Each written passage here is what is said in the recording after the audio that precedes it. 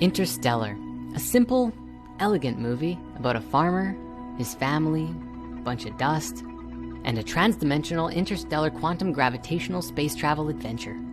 Seriously. So the basis of this movie is that in the future, the Earth has become a global dust bowl due to humanity being excessive. It's largely a commentary on monoculture farming, which we've explored in our food series. Essentially, by farming the same thing on the same land over and over, you lose the majority of your nutrient base due to lack of plant diversity.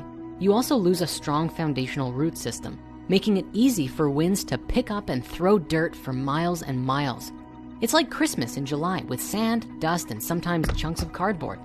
Interstellar begins with this warning. If we continue living the way that we are, this could be our world. So the film introduces us to our main characters, Cooper, or Coop for short, and his daughter Murphy, or Murph. Now, there's an interesting thing in these opening scenes where we see Murph's teacher talking to Coop about his daughter's progress in school. She remarks about how the moon landings were fake, entirely propaganda from the US government in order to fool the Soviets into pouring their resources into a space program so that the Americans could gain an advantage in the war. It's so interesting seeing a Hollywood movie talk about this, because of course, if you Google this, there's massive conspiracies today that say the moon landing was fake. Then again, we also have ex-NASA officers and astronauts who publicly have said, basically, yeah, we went up there and met a bunch of aliens and it was so crazy that NASA hid it from the world and we never went back. Now, you can learn more about that in our Sumerian Epic series. Ultimately, you have to decide for yourself on this one. But still, interesting that we see it mentioned in Hollywood. Now, in many storylines today, we see this narrative of the hero's journey, which often begins with a call to adventure. Interstellar features this through strange gravitational anomalies vibrating Morse code patterns in Murph's bedroom, which Coop and Murph translate to be coordinates to a nearby location. They make their way there and find none other than NASA. In this movie, NASA is a driving force of the plot, providing the technology and the plans to execute a journey into a wormhole way out near Saturn. Now, I'm not here to get into the drama and conspiracies against or for NASA, though certainly these exist out on the internet. Curiously, we even find a spiritual lesson about this in the film itself, and we'll come back to that soon. In these scenes, we see the opposing mentality of the many versus the few. Almost everyone in this future world are just concerned with farming. They're focused on survival and just getting enough to make it through to the next season, even though their crops are slowly growing smaller and smaller. The few, on the other hand, such as Coop, exclaim, "We used to be pioneers, explorers, adventurers, not just trying to survive." And this becomes a question we can personally ask ourselves. Are we pushing the boundaries of what we know, or are we just trying to get by in life? So with the discovery of NASA, we learn about this wormhole, a link through the space-time into another galaxy where there might just be a way to save their dying species. And so, Coop, Anne Hathaway, and two other characters who don't make it to the end all get in a rocket ship and blast off into the universe with the intention of saving the human race, bringing with them some unique and friendly robots and a bunch of test tube humans that they plan on growing somewhere. And their intention is that if they can, maybe they can even transport some people to their new homeworld. Perhaps one of the most fundamental hidden spiritual truths of this movie is that the deeper you get into science, into the unknown, into the universe, the more mystical reality gets. We see this with the wormhole itself. What's amazing about this wormhole is that it was actually produced using the mathematics of an actual wormhole according to general relativity. The visual effects artists worked with renowned physicist Kip Thorne and used a mathematical representation of a massive black hole, and they plugged it into their VFX generator, and this is what it turned into. They even produced a scientific paper about it. So this is an actual wormhole simulation and not just a fancy visual effect. Now, maybe this is just me, but watching the sequence of going through the wormhole felt to me like my mind was expanding, like reality was actually being stretched, like more was possible than it was before. It feels to me like this was almost an encoded message for the audience watching the movie, implanting within us this idea of what it looks and feels like to actually perceive space-time differently, getting us ready for our own transcendent evolution of consciousness, which is the underlying subplot of the movie. Now, on the other side of the wormhole, they have these 3 planets to visit in hopes of finding a new home for the human race. Their first guest takes them on a short trip to Waterworld, where they go surfing and chilling in shallow tide for the equivalent time of 23 Earth years. It doesn't go so well, and when they finally return to their ship, they're limited on fuel. So then there's this moment where they have to make a decision on which of the 2 planets to visit next, and they better pick well. It's at this point revealed that Dr. Hathaway is in love with one of the astronauts on one of the nearby worlds, Dr. Edmund. And there's this very rousing speech from her about following our hearts, that love is powerful. It has to mean something. Love is the only thing we're capable of perceiving that can transcend the dimensions of time and space. Honestly, it's an overall very moving and emotional scene. It might even make you cry. And now, this is Hollywood. So of course, the man immediately takes control of the situation and steers directly towards the other guy. The legendary, the one, the only, Dr. Man. Now I give him a little hype just now because this is how Dr. Man is portrayed in the film. He is a legend, the best of the best. He was the one who brought everyone together and made this mission possible. And then, well, this happened. I'm sorry. Because I want to save all of us. For you, Cooper. Dr. Man is a personification of the average human consciousness and our ego. I mean, his name is literally man. He is the one who could create miraculous things, but watch how quickly that personality can turn when it is filled with fear, dread, and isolation. This is what happened with Dr. Man. He was isolated, stranded alone on a frozen planet with nobody else for the rest of his eternity. The last time he went into cryosleep, he didn't even set a wake-up time. This isolation and the fear of not surviving caused him to lie, caused him to send an alert to the other astronauts to come to his planet because it was the one. It caused him to betray his comrades, and in arrogant defiance of the truth, even got himself killed. A valuable lesson for all of us. We must not arrogantly defy the truth, or we will suffer horrific karmic repercussions. With the power of persistence, determination, and an undying faith in the universe and himself, Coop successfully reconnects his ship to the space dock, even with it exploded and spinning like mad. Herein lies yet another secret lesson. If we set our hearts upon doing something and we do it well, there's nothing we can't accomplish.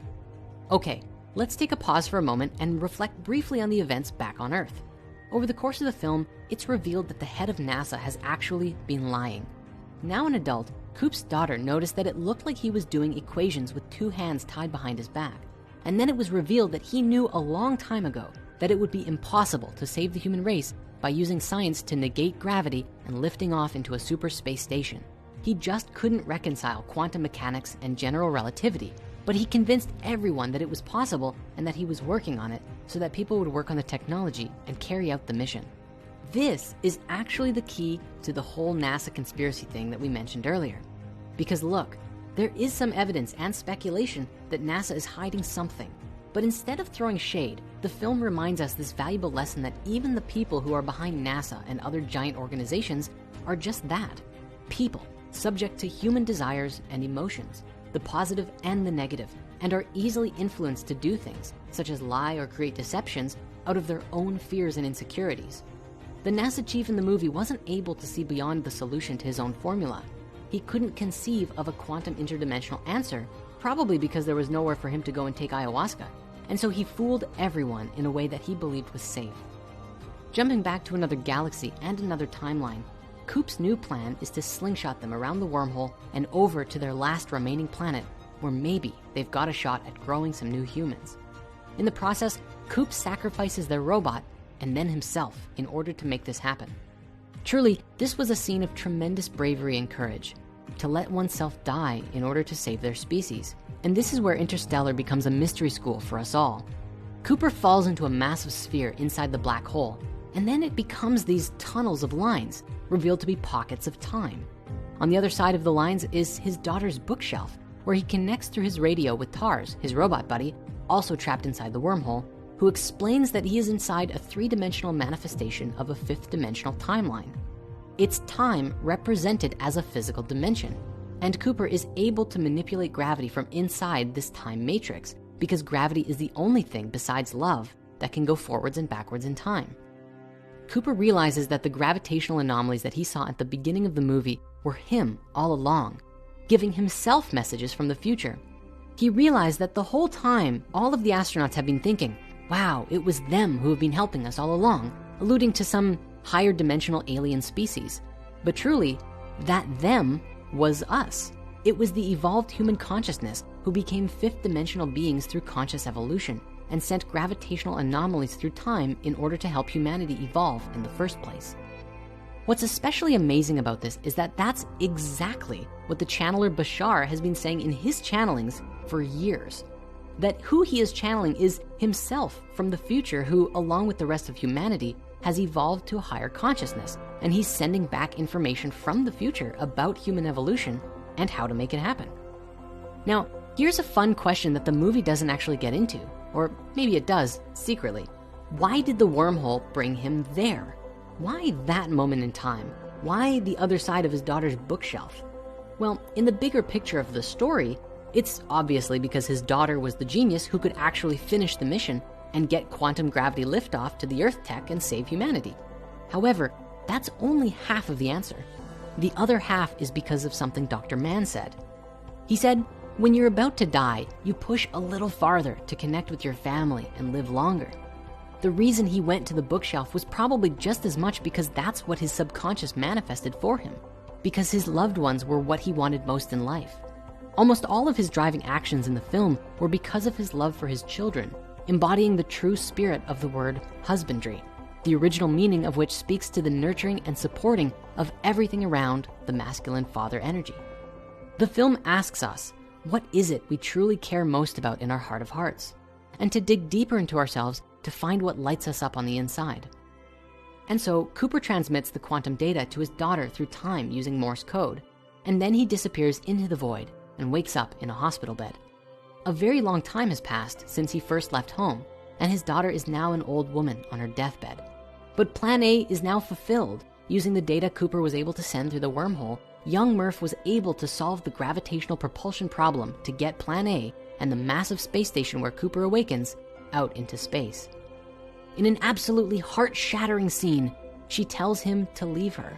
She'll be with her new family now, and that he should go and be with Anne Hathaway and start a new life on a new planet and raise a new generation of humans. And so that's what Cooper does, bringing this film to an end. But the hidden spiritual meaning here goes on. The foundational message of Interstellar is not what most people think. The greatest idea conveyed here is that of human evolution, that one day we will evolve into a higher dimensional species capable of perceiving time differently, fundamentally different than the way we do today. However, it will take us some time to get there, and it's up to us to make it happen. Interstellar warns us, we have to learn the lessons of caring and nurturing for each other and our world if we want to have a world to live on at all. We very well could destroy ourselves with our greed and excess. In other words, we've got to check ourselves before we wreck ourselves. One thing Interstellar does to make us feel this message is to take us through large jumps in time. After Coop's relatively short visit to the water planet, where he's there for only several hours, the audience and Coop both see their astronaut comrade and young Murph age by 23 years. After he emerges from the black hole at the end of the film, his daughter is an elderly woman.